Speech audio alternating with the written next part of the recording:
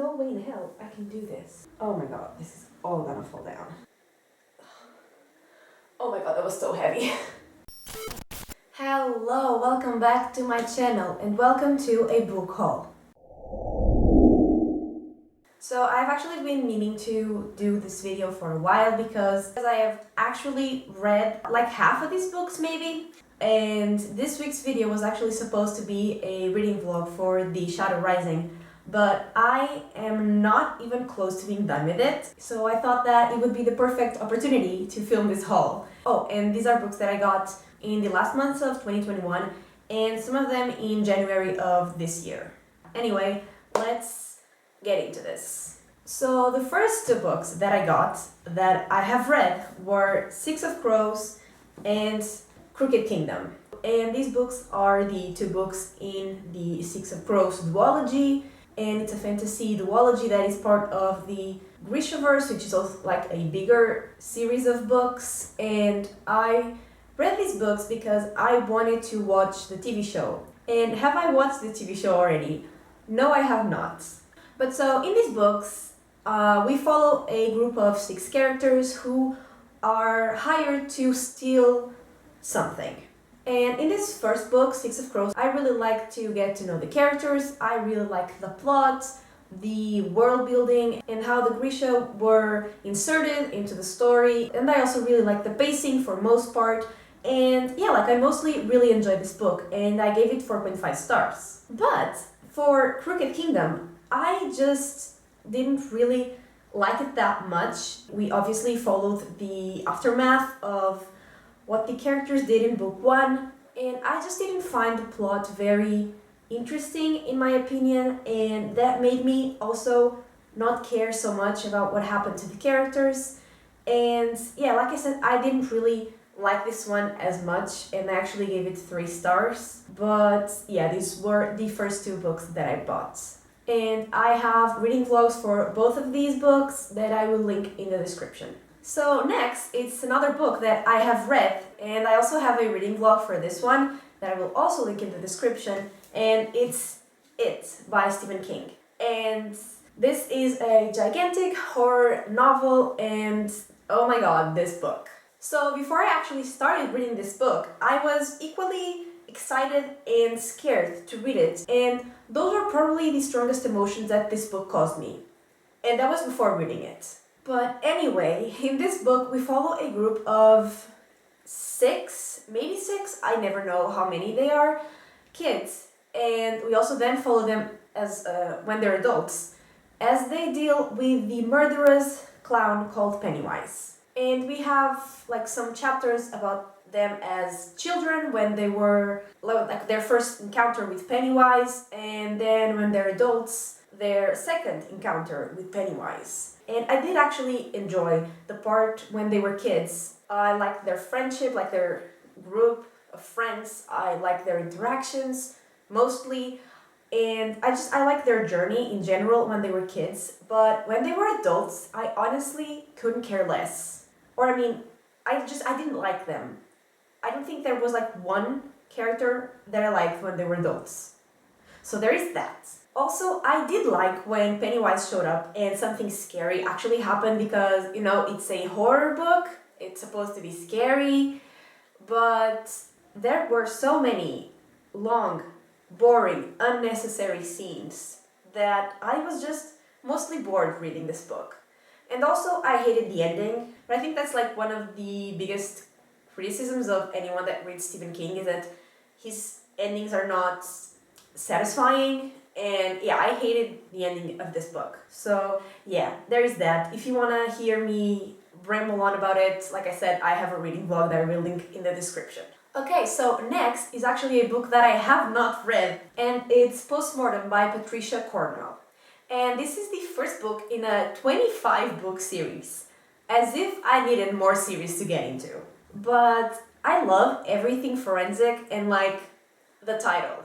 So in this book, 4 women who seemingly had nothing in common were murdered by the same killer. And Case Carpetta, a medical examiner, is determined to find out who the killer is and to unmask him, but there are some people who want to undermine her investigation from the inside.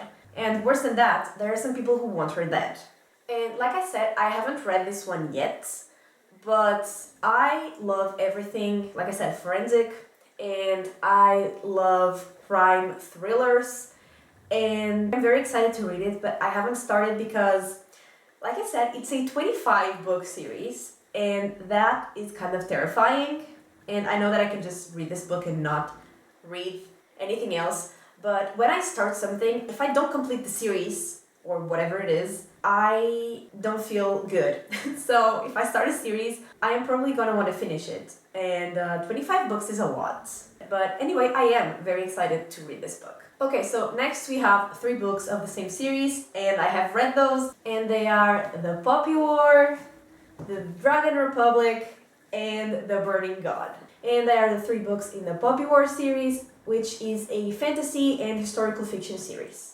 I feel like I haven't shut up about these books, ever since the year started, and well, here they are again. But yeah, in this book we follow Rin, who is a war orphan, and she passes a test that allows her to go into the most prestigious military academy in her country. And she goes there thinking that her life will change for the better, and everything will become so much easier for her the moment she starts studying there. But, I mean, her life does change, but those changes are not necessarily good. And everything about these books is so incredible, like the whole series. The characters are so well developed and complex, and the world building is incredible, and the magic system is like, wow. And I mean, the plot is so good. Everything about these books is so good, but at the same time, it's so heartbreaking because it shows the effects of war.